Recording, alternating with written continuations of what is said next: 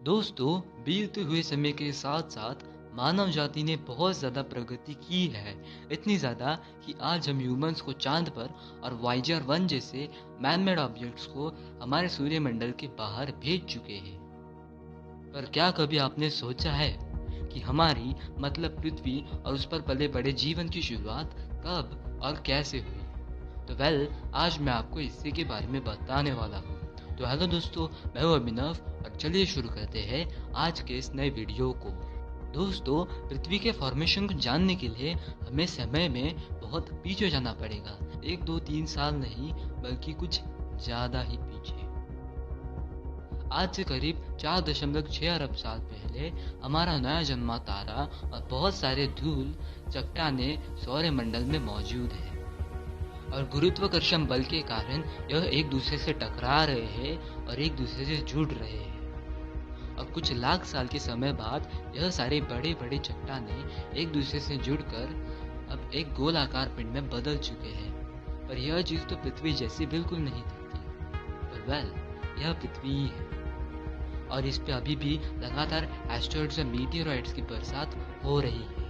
यह एस्टेरॉइड्स और मीटियोराइड्स धरती पर 2 से 3 किलोमीटर तक की गर्म लावी की नदियों का निर्माण कर रही है और धरती का सरफेस टेम्परेचर लगभग 1200 डिग्री सेल्सियस के आसपास पहुंच चुका है।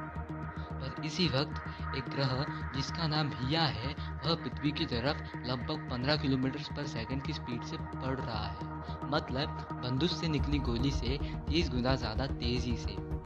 और यह हमारे प्यारे से दिखने वाली पृथ्वी को टकरा जाता है, जिस वजह से पृथ्वी से निकले हुए चट्टान पृथ्वी को ऑर्बिट करते हैं और शनि ग्रह के समान हमारे पृथ्वी का भी रिंग बन जाता है। और इस रिंग में से भी पृथ्वी पर लगातार बरसात होती रहती है। और रिंग में मौजूद एस्टेरॉइड्स और मीटियोरॉइड्स भी गुरुत्वाकर्षण बल के कारण एक दूसरे से जुड़ रहे हैं।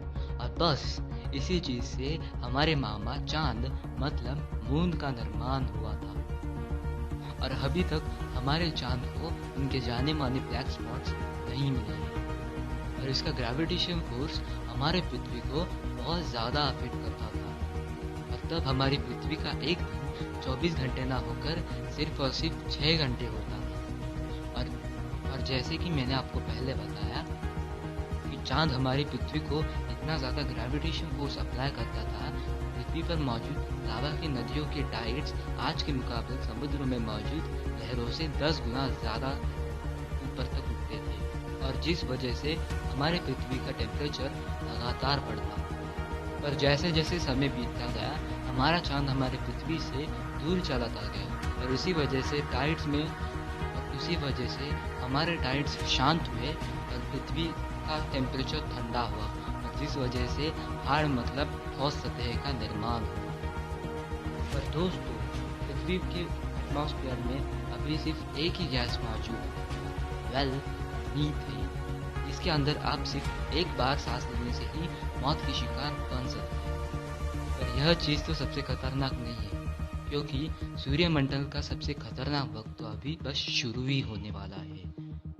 हमारे सूर्यमंडल के गैस जायंट्स जुपिटर और सैटर्न अपने ऑर्बिट्स में बदलाव कर रहे हैं, जिसकी वजह से सोलर सिस्टम में मौजूद एस्टेरॉइड्स और मीटियोराइड्स के अंदर एक ग्रेविटेशनल मेस तैयार हो रहा है। और यह मेस के कारण एस्टेरॉइड्स और मीटियोराइड्स सोलर सिस्टम के इनर पार्ट मतलब सीधे सीधे मर्क्यूरी, वीनस, अर्थ और हमारा मार्स की तरफ आ रहा है। और इस वक्त को कहा जाता है द लेट हैवी बम्बार्डमेंट। और इसी वजह से हमारे मामा चांद को उनके जाने माने ब्लैक स्पॉट्स मिले थे और पृथ्वी को वाटर मतलब कि पानी मिला था। और जिस वजह से पृथ्वी पर ओशंस का निर्माण हुआ और यह पानी पृथ्वी पर आइस के रूप में आया था। और इसी ओशन में हमारे जीवन की शुरुआत होने वाली है। पर आगे क्या हुआ, यह जानने के लिए हमारे आने वाले वीडियो को ज़रूर देखना। उसे देखने के लिए बस सब्सक्राइब कर बेल आइकन को दबाना है और साथ ही साथ नोटिफिकेशन बेल को भी ऑन कर देना है, ताकि जब हमारा पार्ट 2 अपलोड हो तो आपकी स्क्रीन पर सबसे पहले नोटिफिकेशन आए। तो मिलते हैं पार्ट 2 में। जय हिंद, वंदे मातरम।